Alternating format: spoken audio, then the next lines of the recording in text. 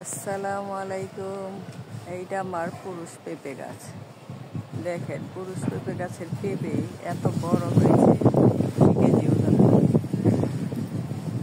এর আগেও এই নিচে থেকে ধরতে ধরতে আমার খাওয়া হয়েছে, সেগুলো আপনাদের সাথে শেয়ার করি। এই যে আমি একটা বেডই রেখেছি এখানে পেঁপে গাছ লাগানোর জন্য। 1টা 2টা 3টা, ওইখানে একটা আছে, 4টা 5টা গাছ লাগিয়েছি।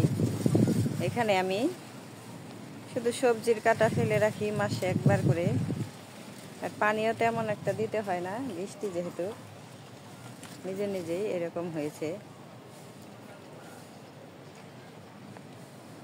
পেঁপে গাছের তেমন একটা যত্ন লাগে না, অল্প যত্নই হয়ে যায়। এই যে নিচ দিয়ে কুশি বের হয়েছে, দেখেন এখানেও ধরা শুরু করেছে।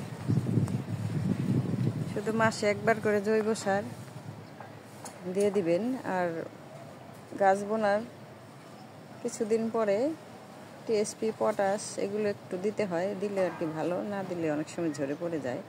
তা আমি ওই প্রথম 1-2 বারই দিই, তারপরে আর দেওয়া হয় না।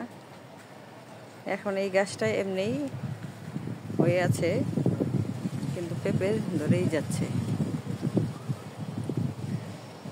2-1টা পেঁপে গাছ লাগাতে পারেন ছাদের উপরে, তাহলে কিনে খেতে হয় না, সবসময় কাঁচা পাকা এরকম চলে। আজকের মতো এখানেই, আল্লাহ।